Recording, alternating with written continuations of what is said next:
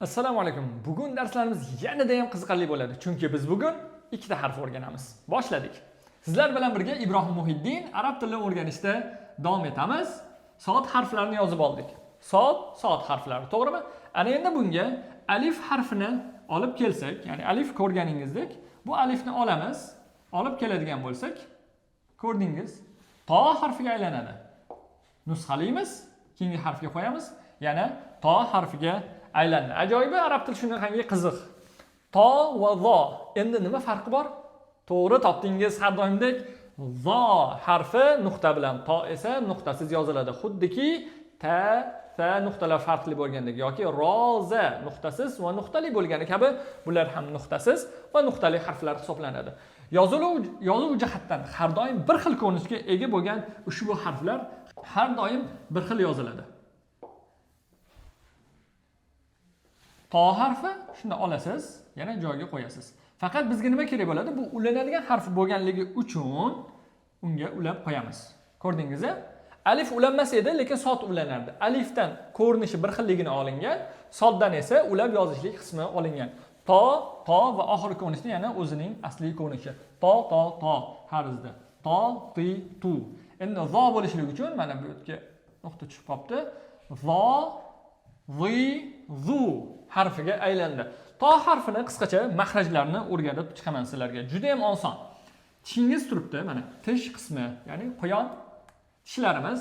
To harfi tilingizni mana shu joyga olib kelasiz. Mana bu yerda milk chiqqan bo'lsa, shu joygacha olib kelasiz va yonboshlar qilib to, ti, tu tarzda talaffuz qilasiz. Zo esa umuman boshqa. Bu to edi. To harfi edi. Zo esa tishimiz bo'ladigan bo'lsa, mana bu tishimiz bo'ladigan bo'lsa, tilimizni bu yerdan ko'proq chiqalgan sada uchida chiqazardik, to'g'rimi? Sada mana shu joyda turardi. Labimizdan ham ozgina o'tgan holatda zo tarzda talaffuz qilishimiz kerak bo'ladi. Bu harfimiz zo edi. Zo bu to harfi. Adashmang, to harfi ta kabi to deb talaffuz qilmang. Toza holatda burchakka tegizing. Zo esa zo deb emas, tilni uchida emas, balki zo. Kameraga yaqinroq kelaman. Zo tarzda tilingiz ko'proq chiqadigan holatda o'qishingiz kerak.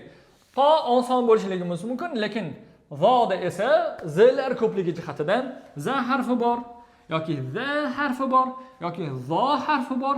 Bularni farqini ajratish uchun bu oddiy, bu tilimizning uchi z, bu esa ko'proq mahraj bilan zo tarzda talaffuz qilinadi. Va bizning aynan azim kalimamiz mana shu aynni o'tmadik, lekin alif bilan yoza qolaman sizlarga oson bo'lishligi uchun. Azim kalimamiz aynan shu tarzda yoziladi. Bu yerda ye o'tmaganimiz uchun buni ham yozmay adashamiz hozir. Azim kalimasi shu bilan o'tiladi. Bunga qaramanglar, chunki o'tmadik hali. Azim deganda aynan shu zoni foydalanish kerak. Agar za bilan bo'ladigan bo'lsa dushman, zo bilan bo'ladigan bo'lsa buyuk, azim degan kalima bo'ladi. Bunda xato qilmang zinhor. Endi sizlar bilan o'tgan harflarimizni qaytadan yozib chiqamiz.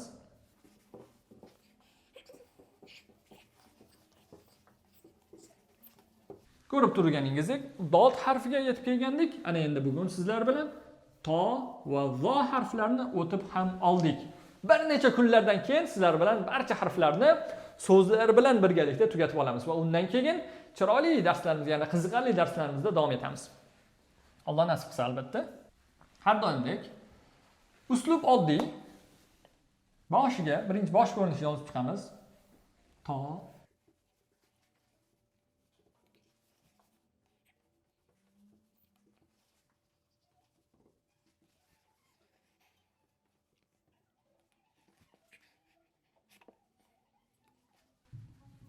Shu tarzda davom etishingiz mumkin.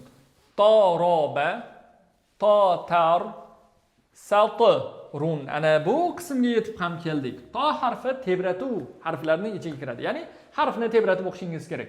B harfi esingizdami? Mana buni olaylik. B harfimiz ham tebratib o'qiladigan harflar toifasiga kiradi. Ya'ni ab tarzda edi. Yoki Keyingi harfimiz. Jim harfi ham xuddi shunday edi. Mana. J tarzda talaffuz qilinar edi. Yoki to harfimiz, mana bugun o'tgan harfimiz, to harfimiz.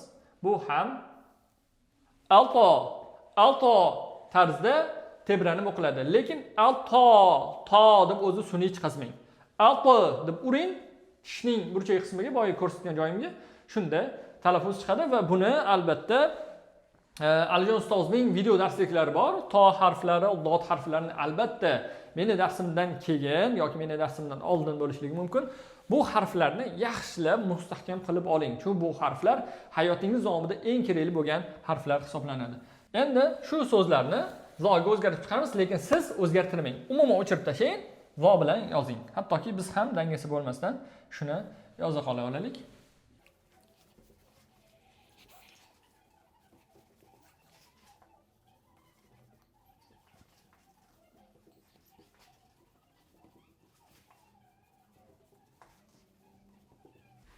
Shu tarzda yozib o'rganib chiqishingiz mumkin.